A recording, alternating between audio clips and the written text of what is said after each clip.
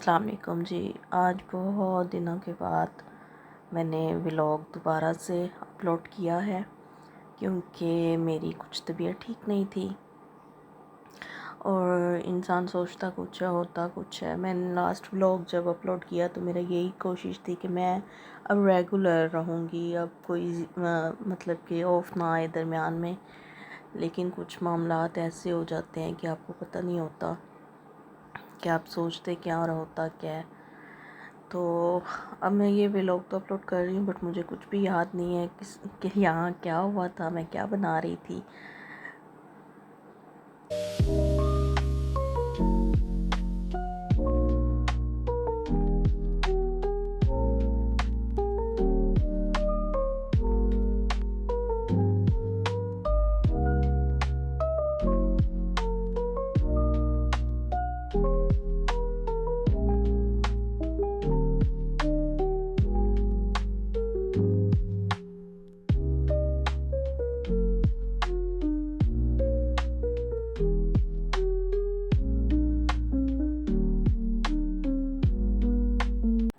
जी, तो यहाँ पे मुझे याद आ गया कि एक तरफ चावल बन रहे थे और दूसरी तरफ मैं बना रही थी चिकन आलू का शोरबे वाला सालन। तो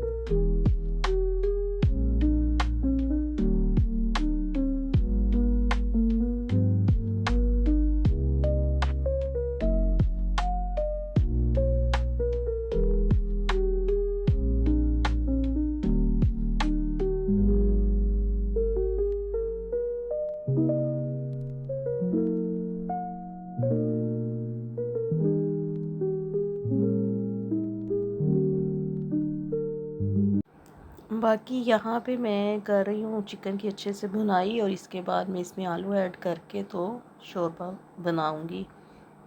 बाकी अब ईद करीब है, ईद की तैयारियां शुरू है। ईद की भी रेसिपीज़ मैंने रिकॉर्ड की हुई हैं कुछ, तो इंशाल्लाह वो भी आपके साथ शेयर करूँगी।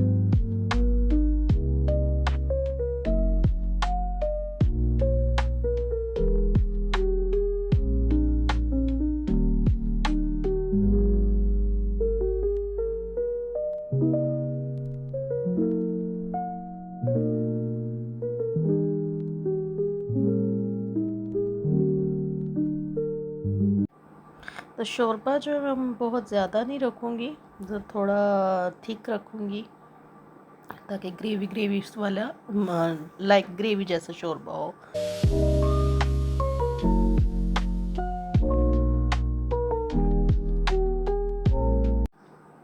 ये फिर आई थिंक नेक्स्ट डे का भी व्लॉग है। यहाँ पे भी मैं घिया गोश्त बना रही थी और साथ में आई थिंक मैं चावल बनाऊँगी। और यहाँ हमारे कुछ गेस्ट आ रहे थे गांव से, तो अज़ीज़ थे हमारे जिनको डायग्नोज हुआ था जी कैंसर, और वो एक हफ्ते के अंदर अंदर ही उनकी डेथ हो गई। तो कभी कभी ज़िंदगी में ये भी होता है कि आप जिनसे मिल रहे होते हो आपको नहीं पता होता कि आपने इनसे दोबारा नहीं मिलना, और ये लास्ट आप उनको खाना उनके लिए बना रहे हो। तो कुछ इस वजह से भी मेरा दिल नहीं चाहता था कि मैं व्लॉग बनाऊं, या क्योंकि एक सडन डेथ जो होती है वो आपको पता ही होगा कि वो कैसे हाँ, आपके अंदर और आप पर वो असर छोड़ के जाती है।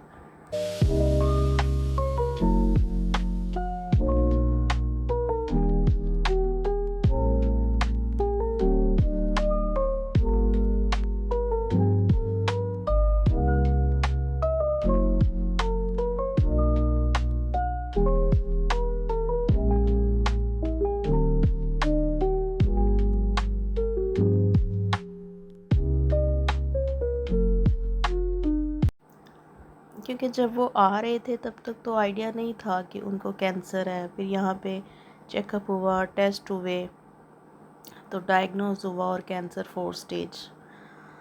तो इसलिए अपने इग्नोर ना किया करें, थोड़ा सा भी कुछ हो डॉक्टर को दिखाएं, अपने टेस्ट करवा लिया करें। हम लोग जो है ना बहुत डिले कर देते हैं और हमें नहीं पता होता कि हमारे अंदर बीमारी कहाँ तक जा रही है। तो मैं मानती हूँ इस मुल्क में जो है ये बहुत ख़वारी वाला काम भी है। गवर्नमेंट हॉस्पिटल्स में जाना मतलब कोई सुनवाई नहीं है, धक्के धक्के धक्के। और अगर हम लोग प्राइवेट करवाते हैं तो उसके बहुत ज़्यादा खर्चे हैं। तो मैं एक चीज़ कहती हूँ कि गरीब जो होता है वो मांग के गुजारा कर लेते हैं और अमीर को तो मसला ही कोई नहीं। जो होता है ना सफ़ेद पोश इंसान, उसके लिए बड़ा होता है कि वो सोचता है चलो हो जाएगा, ठीक कर लेंगे। छोटे मोटे डॉक्टर्स को दिखाते रहते हैं। तो मुश्किल तो है क्योंकि हमारे यहाँ पे कोई इंश्योरेंस नहीं है, कोई सिस्टम ऐसा नहीं है कि अगर कोई ऐसी इमरजेंसी आ जाती है तो हमारे पास बैकअप पे कुछ हो, कुछ ऐसा हो कि हमें ये टेंशन ना हो। लेकिन जी क्या कर सकते हैं, हमारी बदकिस्मती कह लें कि हम ऐसे मुल्क में हैं कि वहाँ पे आवाम का कुछ भी नहीं सोचा जाता। और हमारी आवाम भी कुछ ऐसी है कि उन्हें पता ही नहीं है कि उनके क्या राइट्स हैं, उन गवर्नमेंट्स के क्या होता है। मतलब कि अदर कंट्रीज़ की गवर्नमेंट जिस तरह से अपने फैसिलिटेट करती है लोगों को, हमारे यहाँ पे ऐसा कुछ भी नहीं है। और अगर हम किसी के साथ उन्हें समझाने की कोशिश करते हैं तो उनका कहना ये होता है, मोस्टली मेरे यहाँ पे आ जाता है कोई ना कोई, तो ऐसे ही बात स्टार्ट हो जाती है। तो उनको ये होता है हमें हुकूमत क्या देना है, हम अपने काम करें। मतलब लोगों को सेंस नहीं होती है कि ये हुकूमत का ही काम है, क्योंकि हम लोग हर चीज़ जो पे करते हैं वो हुकूमत के पास जाती है, जिसका हम पे भी लगना चाहिए। लेकिन आवाम पे तो कुछ नहीं जाता, आवाम तो अपने पल्ले से बस भर रही है, भर रही है, भर रही है।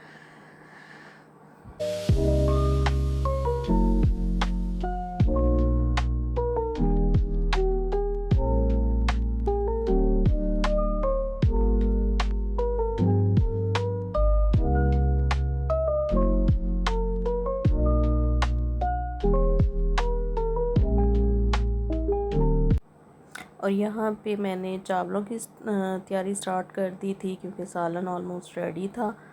तो साथ में आपको पता है शोरबे वाला सालन हो और गोश्त आइटम्स हों तो उनके साथ चावल बड़े अच्छे लगते हैं।